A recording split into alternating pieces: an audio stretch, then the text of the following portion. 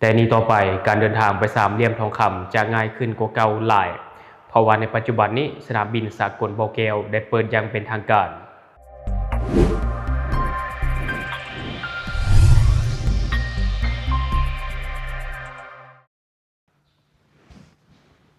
สบายดีท่านผู้ชมยินดีต้อนรับเข้าสู่รายการช็อคเดอะนิวและข่าวที่ข้าพเจ้าอยากจะนำเสนอในวันนี้เพราะว่าในปัจจุบันนี้การเดินทางไปสามเหลี่ยมทองคำจะง่ายกว่าเมื่อก่อนหลายเท่าเพราะว่าในปัจจุบันนี้สนามบินสากลบอเกลได้เปิดอย่างเป็นทางการแล้วเนาะและในข่าวตัวนี้ข้าพเจ้านำมาจากเพจความสงบซึ่งเป็นเพจของเจ้าหน้าที่ในวันที่6 มีนาคม 2026อยู่ที่สนามบินสากลบอเกลเมืองต้นเพิ่งแขวงบอเกลได้จัดพิธีเปิดสนามบินสากลบอเกลอย่างเป็นทางการโดยการเข้าร่วมของท่านเฉลิมชัยกรมสิทธิ์กรรมการกรมการเมืองศูนย์กลางพรรครองนายกรัฐมนตรีและก็มีท่านสมสวัสดิ์เล็งสวัสดิ์อดีตกรรมการกรมการเมืองศูนย์กลางพรรคอดีตรองนายกรัฐมนตรีและพลจัตวาเป็นคำบุญจันแพงกรรมการศูนย์กลางพรรคเลขาธิการบริหารงานพรรคแขวงบอเกลมีบรรดารัฐมนตรีเลขาธิการสภาแห่งชาติรองรัฐมนตรีประธานปกครองรองประธานปกครองคานศูนย์กลางและท้องถิ่น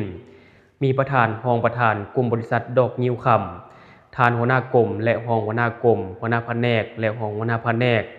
ผู้อำนวยการบริษัทสนามบินสากลบอเกลจำกัดแขกรับเชิญเข้าร่วมท่านนางเทียนทองโสภาผู้อำนวยการบริษัทสนามบินสากลบอเกลจำกัดได้กล่าวว่าสนามบินสากลบอเกลตั้งอยู่บ้านใหญ่สีเมืองงามเมืองต้นเพิ่งแขวงบอเกลห่างจากเขตเศรษฐกิจพิเศษสามเหลี่ยมคำประมาณ5 กิโลเมตรซึ่งได้รับการอนุญาตให้ลงทุนและก่อสร้างในปี 2021 หาปี 2023 เป็นสนามบินเอกชนแห่งทำอิฐในสปป.ลาวภายใต้สัญญารูปแบบ BOT ลงทุนก่อสร้างและบริหารงานโดยบริษัท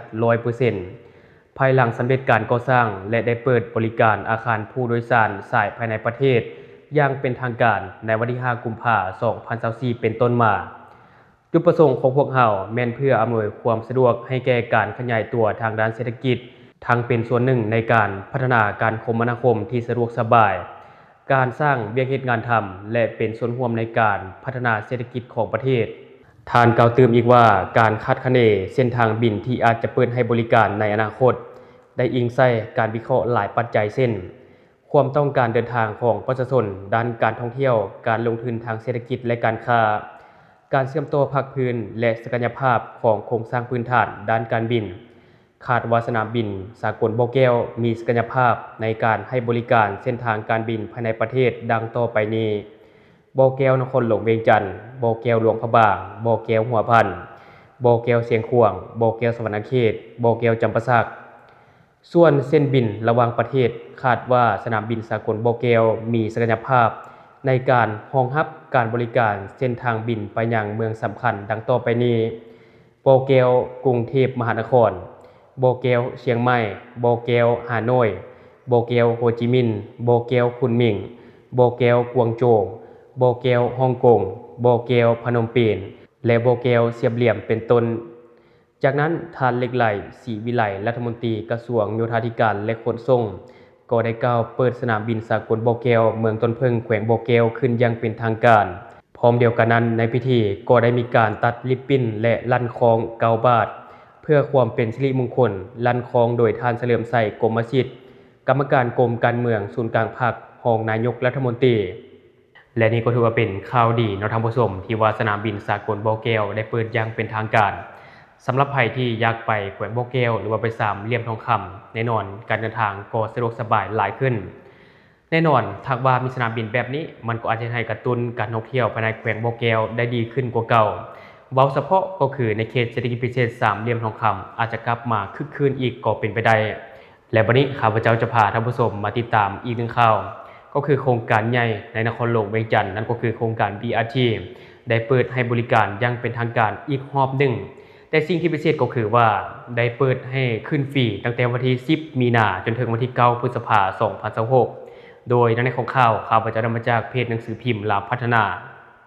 ในตอนเช้าวันที่10 มีนาคม 2026ที่นครหลวงเวียงจันทน์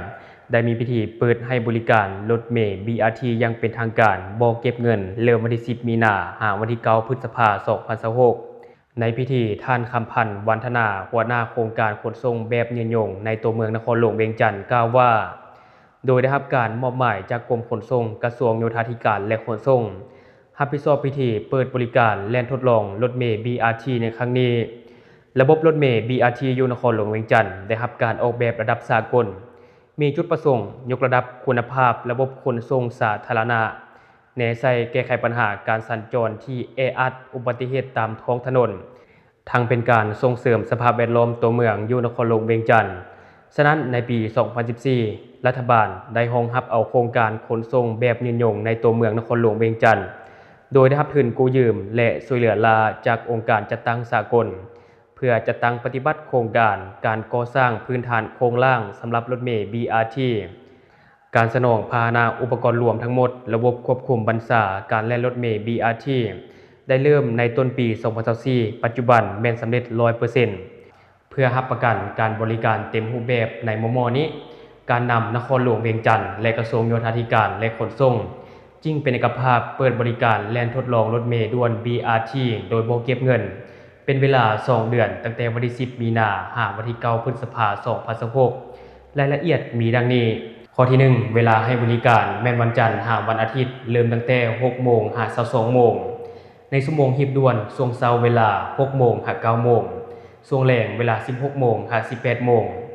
ความถี่ของเที่ยวรถจะหยุดรับส่งผู้โดยสารอยู่แต่ละสถานีแม่นระหว่าง 6-7 นาทีและในชั่วโมงปกติความถี่ของเที่ยวรถจะหยุดรับส่งผู้โดยสารอยู่แต่ละสถานีแม่นอยู่ระหว่าง 10-15 นาทีผู้ให้บริการรัฐวิสาหกิจรถเมล์นครหลวงเวียงจันทน์และบริษัทเพชรอารุณขนส่งสินค้าโดยสารทางภายในและต่างประเทศจำกัดข้อที่ 2 เส้นทางและจุดสถานีเริ่มจากสถานีดงโดกหน้ามหาวิทยาลัยแห่งชาติสถานีตลาดเซาแล่นเข้าออกตัวเมืองซึ่งจะผ่านทั้งหมด 19 สถานีคือดงโดกหรือว่ามสงานพักซีเกมสังคู่สะพังเบิกทาง 450 ปีธนาคารส่งเสริมกสิกรรมธนาคารพงศวรรณพาข่าววิวมอโรงเรียน SOS หอพิพิธภัณฑ์ไกรสอนพรหมวิหารศูนย์ ICTC โพนพะเนาโพนเข่งหอพิพิธภัณฑ์ป้องกันความสงบโพนสะอาดประตูใส่ทัดฝุ่นตลาดเซาแลนเข้ามาและก็แลนเวียนกลับคืนเกี่ยวกับข้อห้ามและข้อยกเว้นการนำใช้เลนเฉพาะรถเมล์ BRT ในช่วงเวลารถเมล์ด่วน BRT ให้บริการห้ามผู้ขับขี่ยานพาหนะประเภทอื่นๆขับขี่เข้าในเลนเฉพาะของรถเมล์ด่วน BRT ผู้ละเมิดจะถูกตักเตือนและปรับใหม่ตามระเบียบการข้อยกเว้นสำหรับยานพาหนะที่สามารถแล่นเข้าและนำใช้เลนเฉพาะรถเมล์ BRT ประกอบมีรถฉุกเฉินโรงหมอรถกู้ภัยรถดับเพลิงและรถขบวนการทางราชการที่มีตำรวจจราจรนำทางและรถขบวนการทางการอื่นๆที่ได้รับการรองรับอย่างเป็นทางการขององค์การปกครองนครหลวงเวียงจันทน์ได้รองรับเป็นแต่ละกรณีเฉพาะในระยะเวลาที่แน่นอนและการอนุญาตให้ผู้ขับขี่พาหนะประเภทอื่นๆที่จำเป็นนำใช้เลนรถ BRT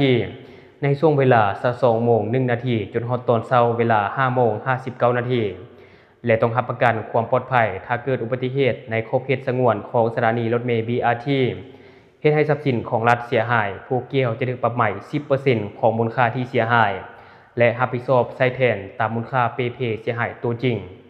ดังนั้นจึงขอเชิญชวนมายังทุกภาคส่วนของสังคมพนักงานรัฐกรทหารตำรวจนักธุรกิจนักเรียนนักศึกษาพ่อแม่ประชาชนบรรดาเผ่าพลเมืองลาวต่างดาวผู้มาเคลื่อนไหวดำรงชีวิตในนครหลวงเวียงจันทน์หันมานำใช้รถขนส่งสาธารณะในการเดินทางให้หลายขึ้นและเอาใจใส่เป็นพิเศษต่อบรรดาทิศทางการสัญจรที่ฮับฮองขึ้นใหม่จำนวนหนึ่งในเขตใจกลางตัวเมืองนครหลวงเวียงจันทน์ก็ถือว่าเป็นข่าวดีนะท่านผู้ชมที่ว่าโครงการรถเมล์ BRT ได้เปิดบริการอย่างเป็นทางการแล้วและก็ได้เปิดให้ขี่ฟรี2 เดือนถ้าผู้ใดสะดวกก็อย่าลืมเข้าไปใช้บริการกันแด่แต่ข้าพเจ้าเชื่อว่าก็มีหลายคนอยู่ดอกที่ว่าอยากไปใช้บริการแต่ว่าอาจจะเบาเรื่องปัญหา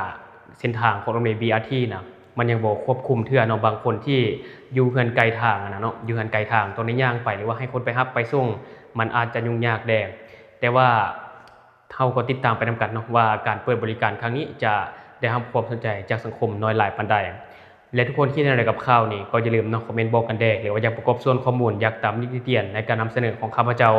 ก็อย่าลืมฝากไว้ภายใต้คอมเมนต์ของเฮาและเฮาจะเข้าไปอ่านและก็ตอบแลกเปลี่ยนประสบการณ์นำกันอย่าลืมสนับสนุนกันโดยการกดติดตามช่องขอขอบใจ